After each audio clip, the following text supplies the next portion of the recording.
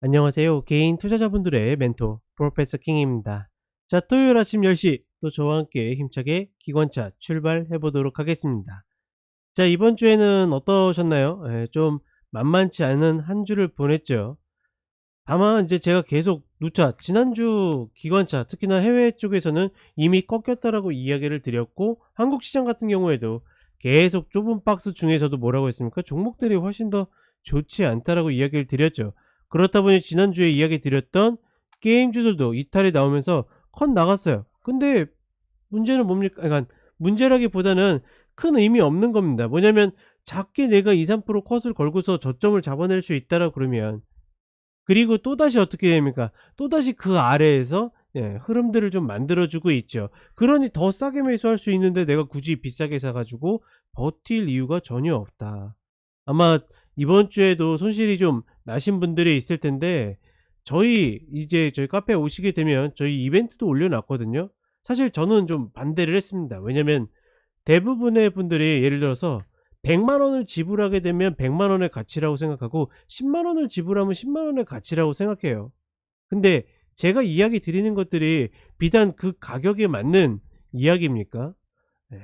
조금이라도 나름대로 이 고민하시는 분들이 한 번이라도 발을 담궈 가지고 내가 고민했던 거 혹은 내가 잘 안 됐던 것들을 해결할 수 있는 그런 기회를 좀 만들어 드리기 위해서 하는 거지, 정말 그 가격에 가치가 있어서 그러는 것들은 아니다. 언제든지 저희와 함께하고 싶으시다라고 하면 뭐 이미 많은 유튜브 방송을 통해서 어떤 스타일의 어떤 식의 예측과 전략을 짜는지, 그리고 이런 것들이 단순히 제가 일방적으로 전달해 드리지 않습니다. 활용의 폭이 넓기 때문에 저와 함께 하신다라고 그러면 저희 카페에 오셔 가지고 공지 살피시면 되겠습니다. 네이버에 그냥 차트기술 사관학교라고 치셔도 괜찮아요. 자, 그러면 이제 본론으로 좀 들어가 보도록 하겠습니다. 자, 일단 코스피랑 코스닥 어디가 가장 좋은 자리입니까? 매수하기 어디가 가장 좋아요? 지난번에도 그랬고 이번에도 그랬고 똑같아요. 아니 예를 들어서 지난번과 이번이 다르게 된다라 그러면 기술적 분석이 막 그렇게 현란하게 막 이럴 때 다르고 저럴 때 적용 다르고 그렇지 않습니다. 대체적으로 한번 만들어진 기준이나 마디들은 끝까지 유지가 되는 경우들이 많아요. 그러니 지금 제 차트에 그려져 있는 라인들이 크게 바뀌는 경우 보셨습니까? 아니에요. 거의 없어요. 그러니까 없다라고 이야기 드려도 무방할 정도로 그렇게 한번 균형을 잡게 된다라 그러면 시장이 그 균형을 따르게 되어 있습니다. 왜 그럴까요? 왜? 아니, 야 임마, 그렇게 똑같으면 만약에 거의 불변이라고 하면 다른 사람들 다 그거 보고 하지. 예, 그거 보고 하셔도 돼요. 근데 다들 무시하잖아요. 그러니까 대체적으로 보게 되면 제가 늘 이야기 드리죠. 박스권 매매가 있어 가지고 이렇게 박스를 치고 있는데, 개인 투자자분들은 어떻게 이 위에서 추격하고 상단에서 추격하고 하단에서 컷한다니깐요. 이렇게 이야기하면 "에이 어떤 바보가 그래." 라고 이야기하겠지만 지금도 마찬가지입니다. 지금 전체적으로 박스권 상단 안에서 치고 있는 박스권 상태잖아요. 또 2495가 왔잖아요. 금요일 날 그 자리에 어떻게 됩니까? 지지하고서 다시 반등을 한 거고. 근데 또 개인들은 어떻습니까? '아씨 여기서 잘라야 되나 뭐 해야 되나.' 그런 고민들 많겠죠. 왜? 무서우니까.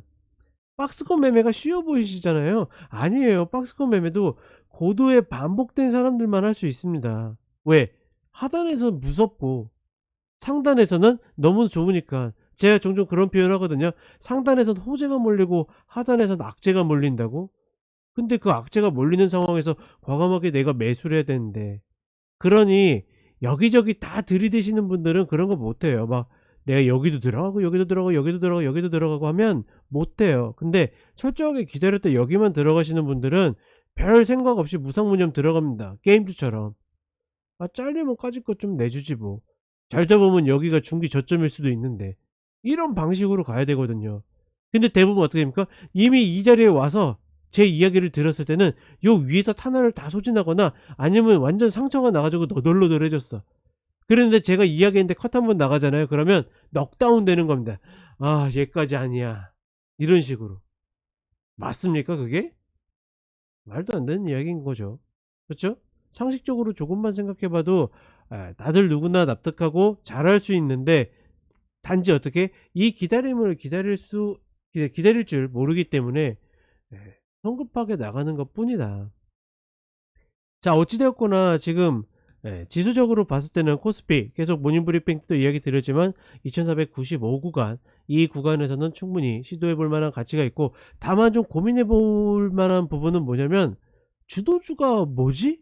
이런 생각이 드는 겁니다. 그러니까 뭐냐면 지금 금융주들이 꽤 좋거든요. 이제 금리의 어떤 영향이나 이런 것들 때문에 은행주들도 최근에 원웨이로 올라오는 종목들 꽤 있고, 그다음에 뭐 보험주들 좋고, 얘네들이 좀 버티고 있다 보니까 예 코스피 같은 경우에는 쪼끔 착시 현상이 벌어지는 거죠. 지수가 좀 더 강한 모습을 보여주고 있다. 근데 얘네가 주도주면 시장 안 가요. 얘네들이 주도주면 안 됩니다. 얘네 말고 다른 애들이 주도주로 나와야지 어찌 되었거나 이 빡빡한 구간에서 다시 한번 힘있게 올라갈 수 있는데, 예 과연 그게 누가 될까? 제 개인적으로는 어찌 되었거나 2차 전지를 버릴 수가 없다라고 보고 있기 때문에 2차 전지가 나서 주길 바라는데, 와 포스코홀딩스는 와 저는 뭐 처음 봤습니다. 그렇게 큰 종목을 개인들이 생으로 장중에 매집해 가지고 여태까지 버틴다? 와 정말 예 어메이징한 거죠. 근데 어찌 되었거나 주도주가 좀 나와야지 시장이 활력을 받겠는데, 반도체? 글쎄요. 반도체는 뭐 120평 삼성전자가 딛고는 있지만 위치를 생각해 보면 여기서 더 20-30% 치고 가야 된다라고 보는데, 과연 그럴 만한 여력이 있을까? 그렇다고 막 자동차나 뭐 이런 쪽은, 완성차나 이런 쪽은 뭐 파이가 너무 적으니까. 그쵸? 그렇다고 바이오라고 하기도 좀 애매하고, 그러니까 전반적으로 누군가는 앞으로 나서는 쪽이 있어야 되는데 과연 그런 쪽이 누가 있을까는 쪼끔은 저도 고민스럽습니다. 저는 주도주를 보통 찍진 않아요. 예 주도주를 찍진 않고 제가 좋아하는 섹터, 제가 좋아하는 종목을 예 타이밍 잘 잡는 데를 활용하는 거지, 뭐 그런 것까지 제가 찍지 않아요. 그런 것들은 뭐 애널리스트들이나 뭐 전문가들 많이 찍잖아요. 물론 받지도 않지만. 예 그게 별로 중요해 보이진 않는다.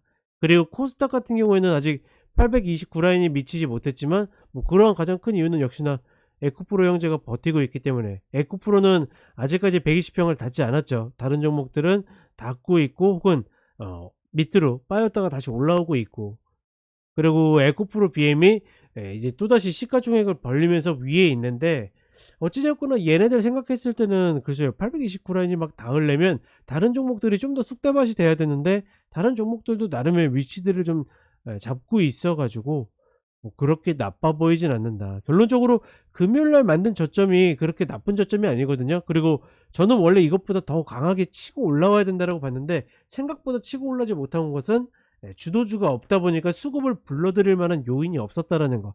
그 부분이 좀 아쉬운 거지. 일단 기술적으로는 금요일 날 저점이 나름대로 의미가 있어야 되고, 여기를 크게 하회해서는 안 돼요. 뭐 코스닥은 쪼끔 가능하겠지만 코스피 같은 경우에는 여기에서 막 크게 하회하면 안 된다. 그러니까 이 정도를 생각한다라 그러면 물타기를 하시는 분들도 지금의 구간에서는 짧게, 쟤들 이야기 드리지만 물타기 신규로 들어갈 때 어떻게 됩니까?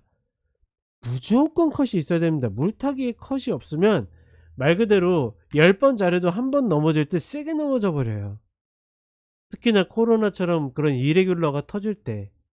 그러니 반드시 어떻게 물타기 혹은 레버리지 했을 때는 컷 자리가 반드시 있어야 된다. 저는 이렇게 이야기를 드리고 싶고, 그 기준이 일단은 금요일 날 저점이 어느 정도 나름의 이제 패턴면으로는 신뢰성이 있는데, 중요한 거는 얘를 붙잡아 줄 만한 수급이 들어오진 않았다 정도, 요렇게 좀 보시면 될 것 같아요.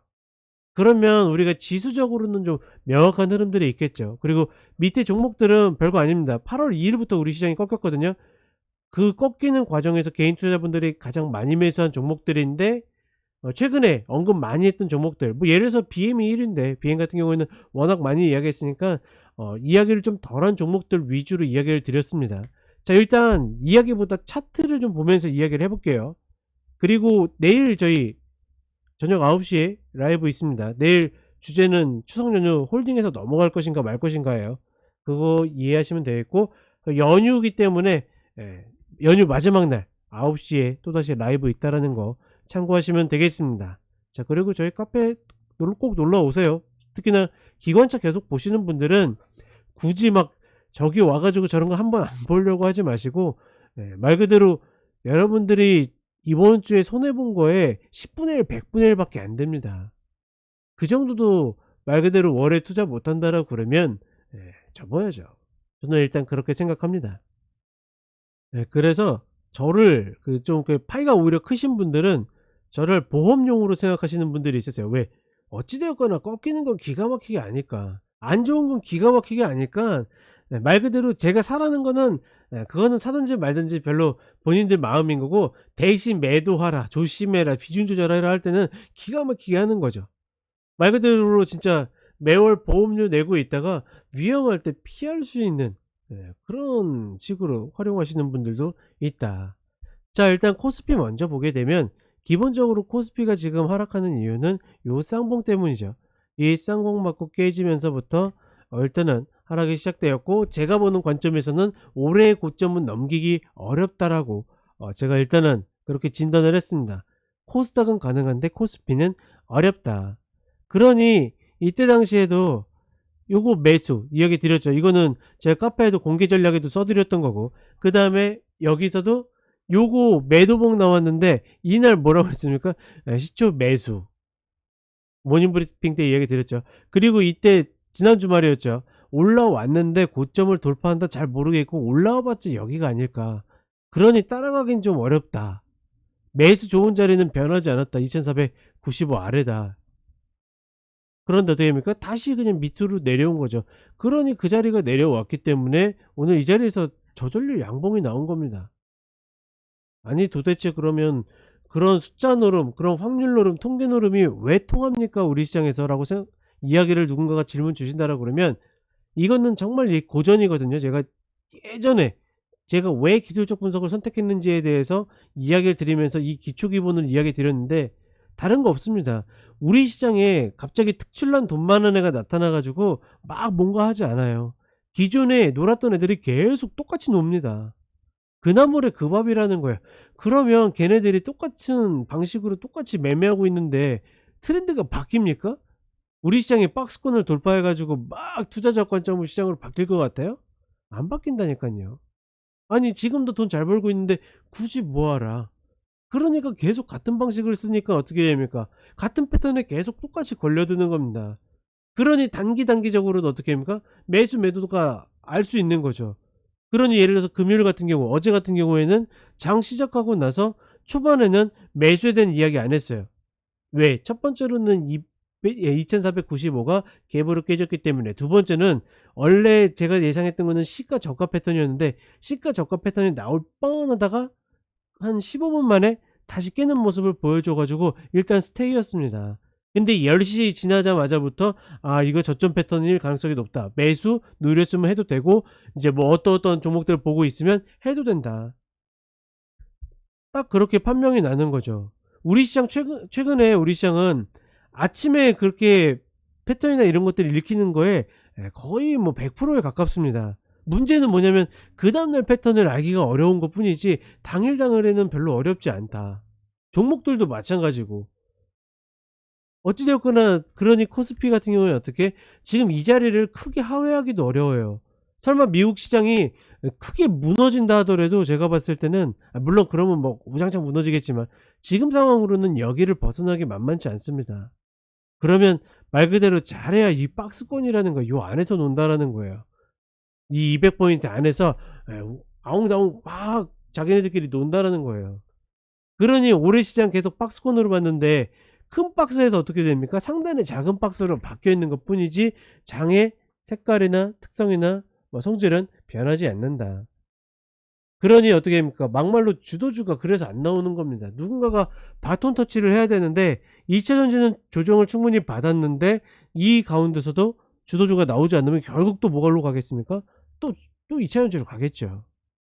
그러니 지금 2차전지에 대한 어떤 기대감이나 이런 것들을 놓을 수가 없는 겁니다. 이런 흐름들이 있고, 그 다음에 코스닥도 오시게 되면 일단 좋다 나쁘다 보다는 이탈하고 나서 원래는 요 아래 조금 더 내려와 가지고 이 뭐라고 표현할까, 약간 이 마디를 829 마디를 쳐야 되는데 치지 않고서 계속 버티고 있어요. 기존에도 마찬가지고. 이 라인은 오지 않다. 그러니까 122평 이탈이라는 나름의 이 추세적 관점에서의 큰 이슈가 발생했음에도 불구하고 그래서 별로 쫄지 않는 겁니다. 냉정하게는 저런 흐름 나오면 쫄아야 돼요. 잔뜩 쫄아야 됩니다. 특히나 갭으로 막 이렇게 빠졌는데. 그렇다라는 거는 뭡니까? 힘의 균형에 외부의 요소가 악재가 발생을 하면서 깼다라는 거거든요. 근데 어떻게 됩니까? 예, 별로 개의치 않아요. 왜? 여기서 우당탕탕탕 무너질 가능성은 적기 때문에. 얘도 말 그대로 이 구간을 크게 하회하기가 어렵습니다. 그러니 결국은 여기서 또 리바운드. 조금 더 밀려도 여기서 리바운드. 이것들이 반복될 가능성이 높다. 근데 코스닥 지수가 반등한다라는 것은 결국은 에코프로 형제가 반등한다라는 것이고, 나름의 이차전지가 또 반등을 하겠죠. 근데 이차전지라고 다 똑같습니까? 그렇지 않죠. 제가 계속 이야기 드리지만 사총사만 해라. 에코프로, BM, 포스코홀딩스, 포스코 퓨처엠만 해라. 물론 다른 것들 종목 중에서도 간간히 이제 흐름들을 가는 저점을 만들어가는 종목들도 분명히 있습니다. 근데 말 그대로 그거를 찾아내는 게 쉽겠습니까? 제 이야기가 아니라 여러분들 이야기예요. 그거 저점 맞추는 게 쉽겠습니까? 아니면 강한 종목 들어가 가지고 좋은 단가에 잡아 가지고 그냥 가만히 기다리는 게 낫겠습니까? 당연히 후자가 낫거든요. 그러니 어떻게 됩니까? 그러니까 주요 종목들 위주로 이야기 드리고, 유동성도 풍부하니 아무리 지금 뭐 파이가 크신다 하더라도 크게 부담 없죠. 그런 관점에서 지금 어찌 되었거나 저런 위치에 와 있고, 저런 위치 정도는 기억해 두는 게 좋습니다. 왜냐면 길면 내년 중순까지도 계속 똑같이 써먹을 거예요. 그래서 혹여나 저랑 같이 안 하셔도 저 정도는 기억해 두세요. 이 정도는 알려드려도 전혀 지장 없습니다. 그러니까 만약에 이게 저의 전부라고 그러면 이거 이야기하겠습니까? 이야기 안 하고 저희 가족들하고만 이야기하고서 가겠죠. 근데 이거는 거의 기초기본 수준이기 때문에, 게다가 제가 이렇게 이야기해도 어차피 말 안 들으실 거잖아요. 제가 아무리 지난주 기관차에서 미국 좋지 않다. 그 전부터도 이야기 드렸죠. 애플 120평 이탈할 때부터. 그때부터 좋지 않다라고 이야기 드렸는데도 뭐 안 믿고, 그렇죠? 계속 매수하시는 분들이 있는데, 그거는 그러니까 좋다 나쁘다의 개념보다는, 아니면 혹은 저를 꼭 믿어라 이런 개념보다는 내 기준이 있어야 된다라는 거. 지금은 상단 구간을 계속 박스권처럼 가고 있기 때문에 내 기준이 없다라 그러면 자칫 혹여 외부 변수가 발생했을 때, 뭐 외계인이 나타났다라든가 뭐 이런 외부 변수가 나타났을 때, 예, 내가 대응이 안 돼요. 그렇기 때문에 어떻게 됩니까? 반드시 컷을 거셔야 된다라고 이야기를 드리는 겁니다. 지금은 엄밀히 이야기하면 우리 시장으로는 상단입니다. 상단에 있는 거예요. 지수적으로. 그러니 어떻게 조심할 것들은 조심해야 된다. 그렇게 좀 지수는 정리를 해 드리겠습니다. 자, 조금 정리가 되셨나요? 제가 추석 연휴 때 또 유튜브 방송 올려 드릴 거예요. 아낌없이 퍼주는, 그쵸? 저는 제가 그 6일 동안 6편에 걸쳐 가지고 우리 시청자분들께 죽지 않은 방법에 대해서 이것만 피해라, 이런 것들에 대해서 이야기 드릴 겁니다. 그리고 이제 올해 들어서 개인 투자자분들이 가장 많이 매수한 종목들 위주로 해서 오전 오후로 나눠 가지고 이야기를 드릴 텐데, 그런 이야기들도 말 그대로 다 전달하고 싶지만 말 그대로 한계가 있을 수밖에 없잖아요. 그리고 그거를 또 알려드린다고 해서 그거를 다 실천하실 것도 아니고, 적어도 근데 그 정도만 지킨다 하더라도 이 시장에서 크게 퇴출될 일은 없어요. 대부분의 개인 투자자분들이 바보라서 퇴출되는 게 아닙니다. 내가 알고 있는 것들을 제대로 실행하지 못했기 때문에 그런 거지. 그런 부분들 좀 같이 다져주시면 되겠고, 자, 오늘은 또 종목 이야기 안 하면 섭섭할 테니까 종목들, 저 꺾인 이후에 8월 2일 이후에 개인 투자자분들이 많이 매수한 종목들 중에 최근에 언급이 조금 안 됐었던 종목 4개, 그 다음에 코스닥 종목 4개 가지고 좀 보도록 하겠습니다. 자, LG화학은 제가 수도 없이 이야기 드렸습니다. 제 방송을 꾸준히 보신 분들은 매매 자체를 하지 말라고 계속 이야기 드렸죠. 이렇게 올라온 것조차도 좋아서 올라온 게 아니라, LG화학은 기본적으로 외국인들이 많이 갖고 있는 종목이기 때문에 죽이지 않으려고 그냥 리바운드 시킨 것 뿐입니다. 이차전지의 어떤 기류를 잘 타가지고 좀 더 힘을 냈던 것 뿐이고, 그러니 아무리 좋은 패턴을 만들어도 어떻게 매수하라는 이야기를 하지 않고, 더군다나 마디들을 계속 이렇게 저항받고 깨구를 반복하고 있는데 매수를 본다라는 것은 별로 좋은 방법이 아니죠. 저는 본 종목을 물타기를 하든 아니면 신규를 매수를 하든 뭘 하든 아예 지금 이 최저가 43만 7천 원짜리, 즉 45만 원짜리 아래 하회하지 않는다라 그러면 이 중간짜리에선 전혀 들이대고 싶지 않습니다. 아니 그럼 이 종목의 문제는 뭡니까 라고 그러면 막 기본적으로 뭐가 안 좋고 뭐가 안 좋고 이 이야기를 할 필요도 없습니다. 얘는 수급 구조가 애초에 매수가 아니라니까요. 매수가 아니에요. 말 그대로 이 기조를 타 가지고 반등한 것뿐이지, 얘네들이 이렇게 올렸다가 이렇게 한 다음에 리바운드 시켜 가지고 본인들이 빠져나오는 것뿐이지, 얘는 기본적으로 그러니까 쪼끔 악담까지는 아닙니다. 이거 악담이라고 생각하면 안 돼요. 개인 투자자분들 자기 갖고 있는 거 내려온다라고 그러면 어마무시하게 속상하죠. 저는 얘 다시 여기도 올 수 있다라고 봐요, 수급적 구조로 봤을 땐. 다만 어떻게 됩니까? 이 저점에서는 충분히 해볼 만한 가치가 있기 때문에 이런 리바운드라도 노리고자 해보는 거지, 저는 궁극적으로 LG화학이라는 종목은 이 30만원 가까이도 내려갈 가능성이 있다. 그러니 중간 자리에서 어찌 제가 매수나 이런 흐름들을 이야기하겠습니까? 제 이야기가 100% 맞을까요? 아니요. 틀릴 수도 있어요. 근데 어떻게 됩니까? 적어도 이 앞에서 이야기한 것들이 계속 맞아 들어가고 있잖아요. 그러면 확률적으로 봤을 때 제 이야기가 맞을 확률이 조금 더 높겠죠. 그렇게 좀 인지를 하시면서 접근하시면 되겠고, 이 아예 저점이 올 때까지 그냥 기다리는 게 낫다. 물타기든 신규든 기다린다. 자, 그 다음에 삼성 SDI입니다. 본 종목은 마디를 깼어요. 60만원짜리 계속 기다리라고 이야기 드렸고, 심지어 매수로도 이야기 드렸습니다. 막 그때 매수 얘기했는데 막 이거 컷당했다고 매수 안 한 척 뭐 이런 거 없습니다. 아니 기술적 분석은 이미 다 흔적들이 남아있어서 바꿀 수가 없는데 뭘 그렇게, 아니 뭐 신도 아니고 뭐 컷당하면 큰일 나요, 그쵸? 그럴 일 없다 이야기를 드리고 싶고, 가장 좋은 매수 자리는 얘였어요, 얘. 그쵸?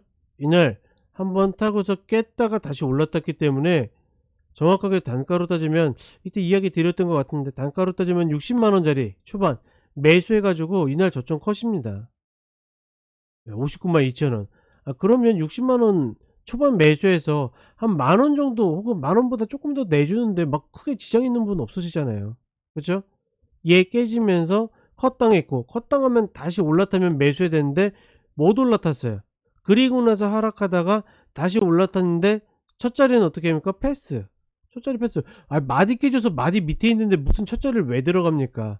마디 저항 확인하면 어떡하려고. 요거 뭐 먹자고 들어가는 것도 아니고. 당연히 패스. 그 다음에 어떻게 됩니까? 다시 못하잖아요. 못하니까 그냥 흘러가게 내버려 두는 겁니다. 지금 자리는 어떻습니까? 네. 이 지난 금요일이, 그러니까 어제가 저점으로 혹여나 확인될지라도 아직까지는 매수할 근거가 전혀 없어요. 뭘 보고 매수합니까? 다만 이제 얘는 어떻게 되냐면 지금 뭐가 바뀌어 있는 거냐면 이제는 목표가 60만원으로 바뀌어 있는 겁니다. 글쎄요, 46만원짜리 올까요? 46만원짜리는 솔직히는 올지는 잘 모르겠습니다.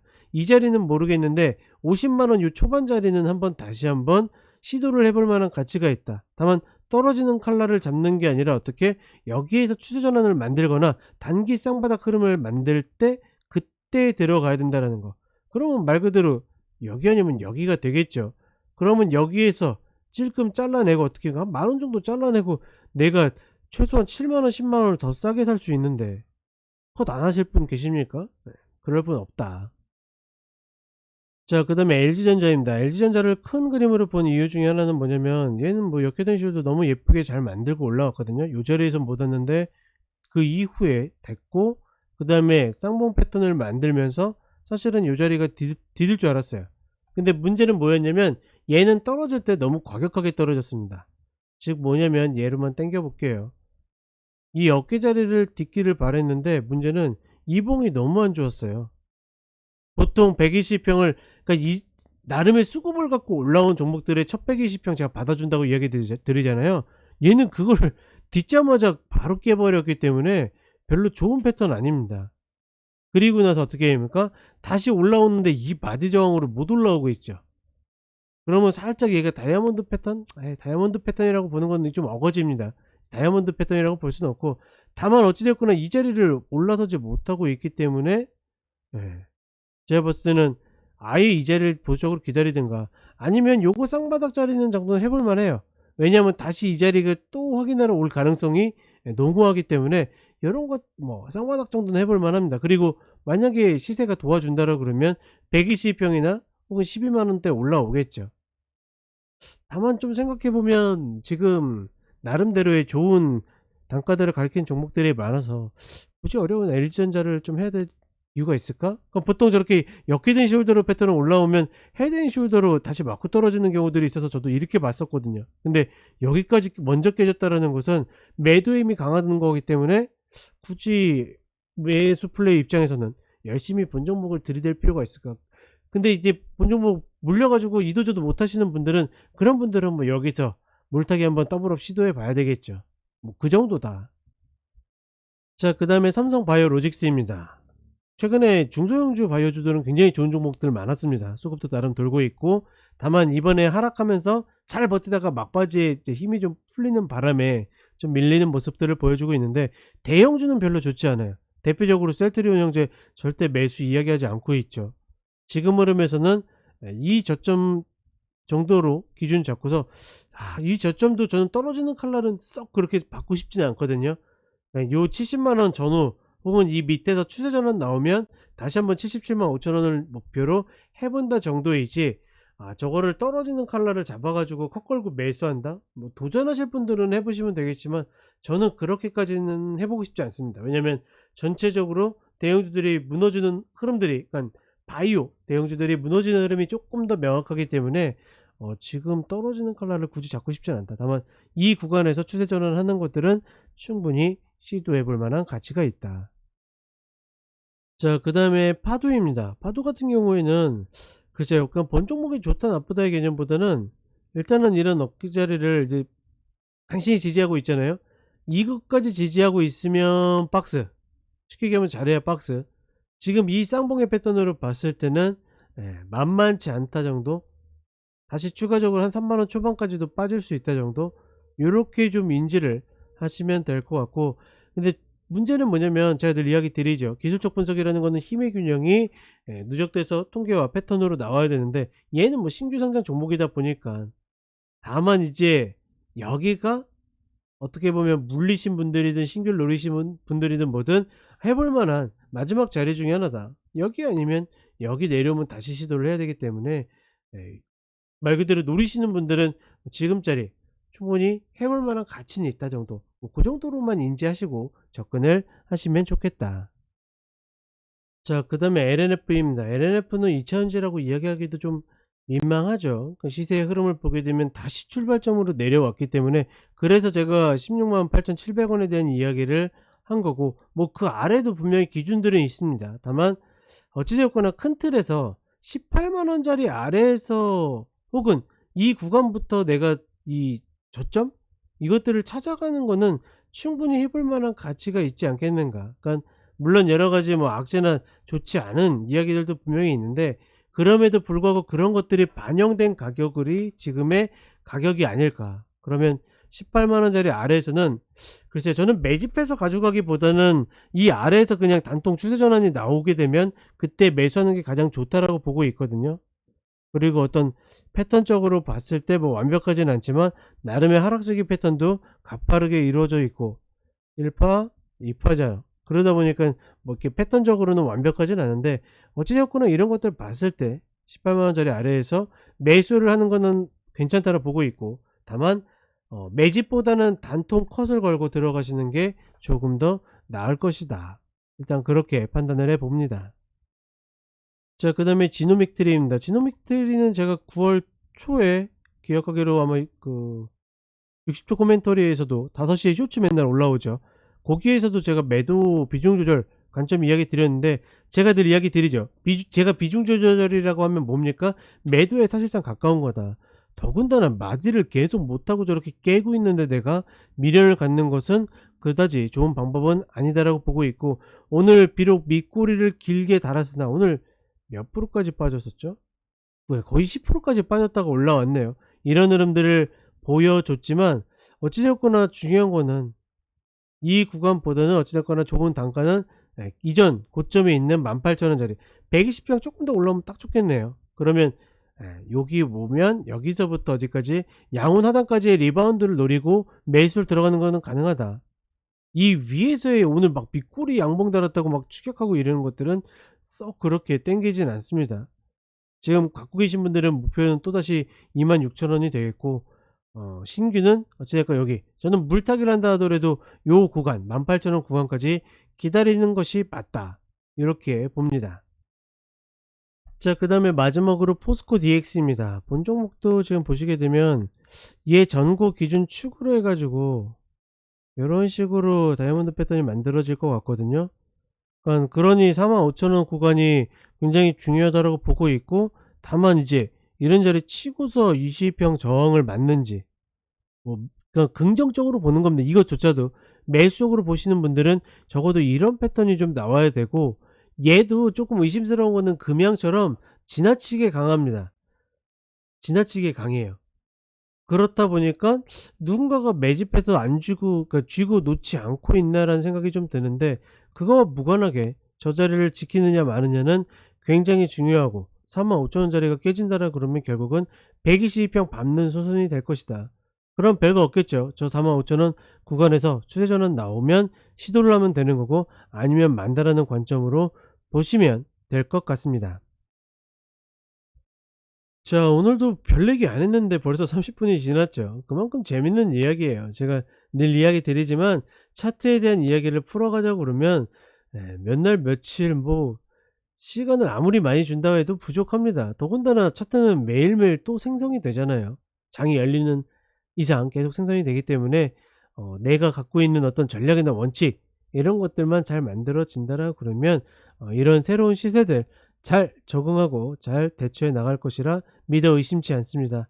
자, 언제든 관심 있으시면 저희 카페 많이들 놀러 오시고 안내도 확인하시면서 또 다른 좋은 인연으로 찾아뵙기를 바라겠습니다. 자, 그럼 저는 5시에 쇼츠와 내일 기관차 해외 방송으로 또 찾아뵙도록 하겠습니다. 감사합니다.